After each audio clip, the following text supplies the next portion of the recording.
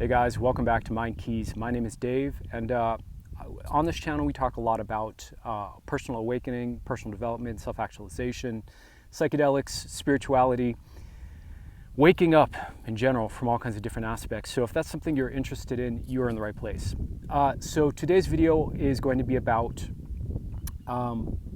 understanding how to take back your power from all the fucking crazy narratives that are flying around in the media and in social media. There's so many different conflicting thoughts about what's going on and different points of view and strong cases for all of them, whether it's conspiracy theory stuff to science backing that the coronavirus is really serious, to all kinds of stuff in between. And it can really just kind of hijack your fucking brain and really take over all your fear responses and reactions. And I wanted to just kind of give you a deeper piece of self-awareness, a deeper, more universal understanding of human nature, of yourself and other people, that'll help guide you through this time and help you return back to your own power, so that if you're feeling just kind of overwhelmed and exhausted and confused by it all, this is really the piece that you're going to need to know in order to find that personal alignment and that personal kind of detachment from all of this, so that you can kind of gracefully move through all of it with ease, with clarity, with comfort, with relaxation in your being. So let's go ahead and talk about it. So what I'm about to say in this video could very well trigger the fuck out of you. I just want to give you a heads up and a warning here. But the deeper understanding is something that has applied to you for your entire life and applies to everybody else in the world. Literally every single person you know, every single person you interact with. So I would argue that a little bit of upset from learning something maybe not so flattering is worth the major gain in empowerment and self-awareness that you'll get from understanding this principle. It's not really that upsetting, but some people do find it very challenging to take this in. My apologies, I had to do a quick change of venue there because the wind was getting to be a bit much. Hopefully the video is still watchable for you guys. So anyways, I've kind of set this up. So what is it that I'm talking about here? Well, it's a principle that we learn in NLP, in neuro-linguistic programming. It's one of what are called the presuppositions of NLP. In other words, these are kind of the sponsoring core ideas that we start from in NLP in order to create the kind of radical, rapid, effective change that we do as NLP workers. And so this presupposition is the idea that people do not the response that people have to something isn't actually to the thing, it is to the meaning they made about the thing. So to say that again, the reactions, the emotions, the response you have to anything in life isn't actually to the experience or to the person or to whatever, is to the meaning inside your head about that experience or about that person or about whatever it is that you're having a reaction or response to. Now, again, that can be confronting for some people to really take in, but I want you to just think about this for a moment. Just join me on a thought experiment here for a moment. So if you were to take any experience in life, any raw experience in life, and you were able to look at it from like a movie camera perspective, or from a security camera perspective, somewhere external from you and external from whatever it is that's happening around you. And like that camera, you were simply recording and viewing factually what visibly happened, what was said, what was done, without adding any personal meaning to that view. You're just simply recording whatever happened in a space factually. Not interpretively, not subjectively, but just the raw data of what happened. That would be one level of experience, right? So we have the raw facts of what actually happened in life. Then what happens is that whatever happens is connected to our own internal kind of database, if you will, or map of meaning, if you will, of everything we've ever seen, learned, all the meanings we've created about all the experiences from our past, and how whatever this new current experience ties into all those meanings in the past.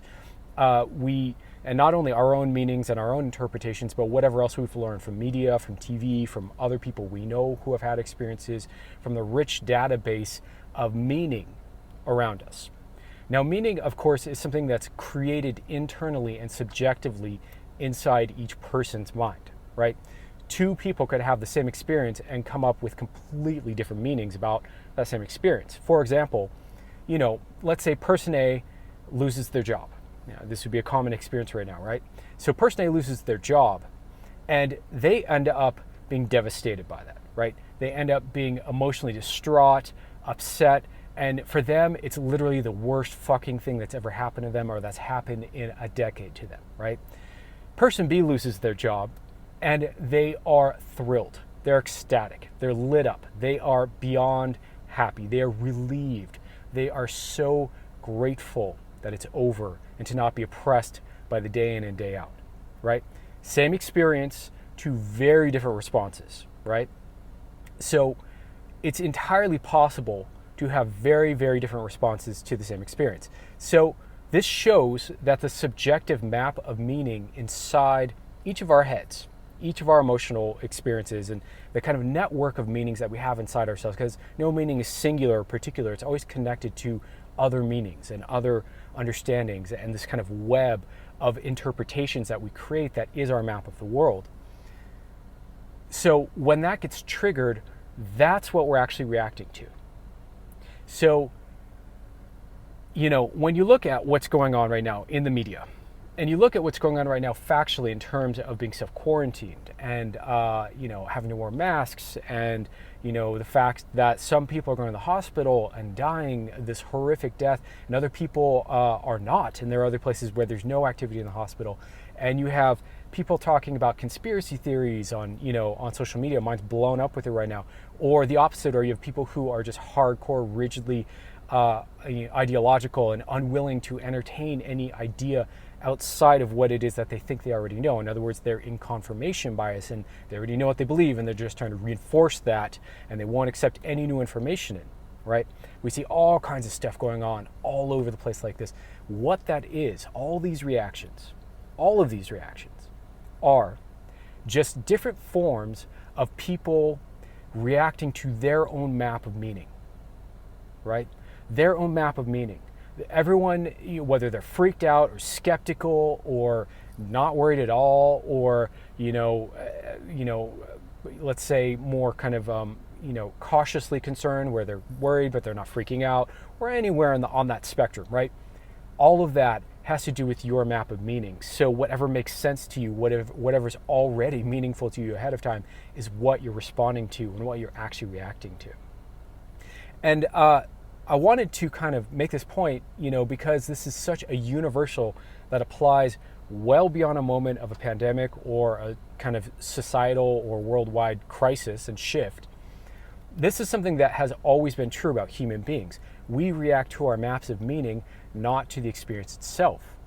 There are other ways we could react to any particular experience. And I know that can sound like a cop-out, and that can sound, morally ambiguous, if you like, and a way of just kind of avoiding taking ownership or responsibility for something that might be true, or impact we might have, or something we might want to, be an acknowledgement of. But again, I would go back to that, from a camera's point of view, everything that happens is what it is. It's simply phenomena in the universe, phenomena in the field of energetics in life, neither good nor bad. For example, the death of one animal in nature, then becomes the compost, which is the food for other animals. Is that good or bad? Depends on your point of view. Which animal are you? Are you the one that died, or are you the one that's eating the one that just died? Are you the worms that compost the animal? It's all depends on your point of view. Now, I don't want to go too far down the moral relativism rabbit hole, because that's not really what I'm taking a stand for here.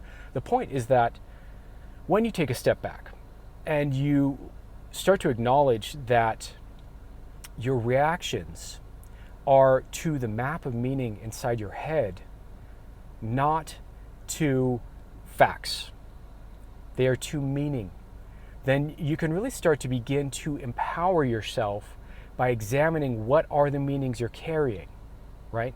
What are the meanings in your head that you're reacting to that are causing these reactions for you? And what else could those same observations instead of interpretations mean? What are other ways of interpreting the observations that you're having?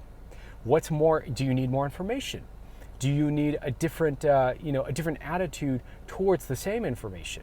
How else could you relate to the information that we're experiencing right now in a way that leaves you empowered, that leaves you strong, that leaves you comfortable, that leaves you at ease, that leaves you open, that leaves you curious or relaxed, rather than leaves you freaked out, anxious, stressed out, depressed, angry, rebellious, etc., right? Because I would argue that although all of those responses make perfect sense from the particular point of view that creates them, so if you're anxious because you're seeing the world fall apart and collapse and you're worried about your own health or you're worried about the health of your loved ones, that makes perfect sense. I'm not saying that that's in any way wrong. It's not.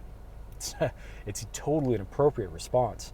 But what other ways of viewing things could you take that would lead to other appropriate responses that might leave you a little more empowered, that might leave you a little more grounded and relaxed, that might leave you a little more at ease? I want to kind of leave it there and just kind of let you sit with that, let you stew with that. But I want you to understand you have choice. This is really the bottom line of this communication today, is that you have choice in the way you interpret the facts and the experiences of the world around you. And in that choice of meaning, in that choice of what you choose for things to mean, you can choose again. And the ability to have that choice, the fact that you have the choice of different meanings, is in itself a highly empowering thing. And when you take it up, when you learn how to let go of one meaning for a moment, just let go of your grasp on that one meaning and pick up another meaning, try on a couple other perspectives, all of a sudden you get a much more 3D point of view on what it is that you're seeing or experiencing. And that 3D-ness gives you so much more clarity, so much more ease, so much more of a sense of ownership, of autonomy, of capability to respond in all kinds of different ways. So I would encourage you to make sure that you're taking time to check your meanings, before you react to the people on your Facebook, before you react to the people in your Twitter feed, before you react to the politicians or the conspiracy theorists or anybody who's saying anything, and freak out. Before you let your blood pressure go up, before you let your emotions get the better of you, take a moment to just recognize that what you're reacting to is the meaning that you've made about your experience, and not the experience itself. And it's okay, in fact, as an addendum to this whole concept, it's okay, in fact, to say, I don't know. I don't have all the information. I don't know that anybody does have all the information. I'm not sure my mind is made up yet. I'm not sure I have enough to feel one way or the other about it, and that's okay. In fact, it's good to not know. It's good to kind of take pause of the decision-making process, of the reacting process, and just allow things to be where they're at right now. It's okay that I don't know, and it's okay that the meaning that I have isn't serving me and I choose a different meaning, or I choose to choose a different meaning, right? So I hope that's useful to you. I hope that's empowering to you. This is a huge life lesson. If you can take this in, if you can really take this principle to heart and apply it, you can really liberate yourself. You can really free up your mind. You can really free up your nervous system. You can really free up the bound narrative, the bound neurology to a much wider open field of experience and interpretation. And I would argue, since we talk about psychedelics on this channel, I would argue that that's one of the things that happens when you take psychedelics. That, I'm kind of on a rant here, that actually what happens when you eat mushrooms, when you eat LSD, is that we know, the science is that your brain starts to crosstalk more, that different areas of the brain start to coordinate in new and different ways than are normally, kind of the default for you. And in that crosstalk, new thoughts occur to you, new perspectives occur to you, new ideas occur to you. So I would encourage you, rather, to consider that, in fact, when you take up this momentary discomfort of suspending your meaning making and acknowledge that you are stuck in meaning making and that there are other meanings that could be made, part of what you're doing is actually loosening the knot, loosening the tight-knit knot of meanings, and you're loosening that up so that new meanings can come in, and with that greater freedom and greater well-being. So I hope this knowledge serves you. Happy Saturday to you guys, and I will talk to you soon. Take care.